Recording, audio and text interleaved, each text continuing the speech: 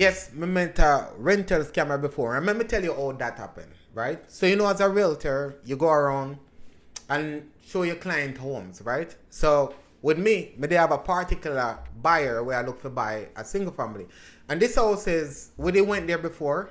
So I'm kinda aware of the property because I reverse that back. When they went there before, the house have a for sale sign and it do have what you call an lot box, which all agent do. That's what you know when the property empty, it usually carry a lot box on it for you got access to go inside the place. So for me, maybe I say like, man, I bring my buyer walk up and on the house and a couple things about the place my buyer like. But me as an agent more show him another place before we actually make a decision. So we go look on one more home and then based on the home that we look on, may I realize that maybe we go back and give this property a one last look before my buyer decides to put in an offer.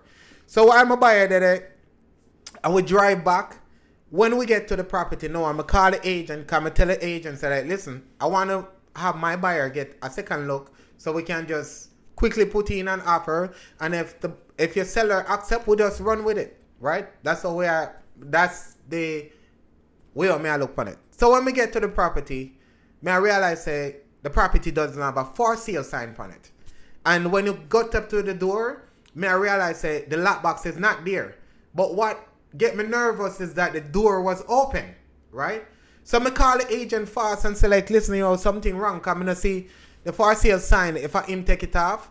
And I tell him say like, so I realize the lockbox is not there.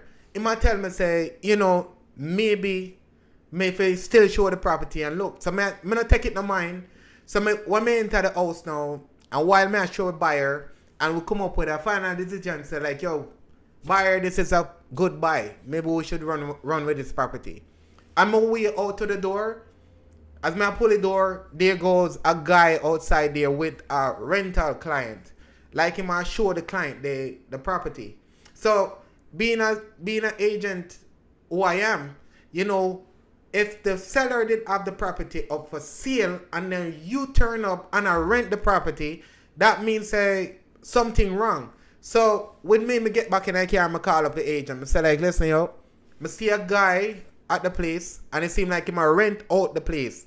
And based on the person whom I rented to, that person seemed confused, right? Because if there was a girl, she bring her cash, and it's like the way of where the scammer I try move fast, like I give her an ultimate. So that's something where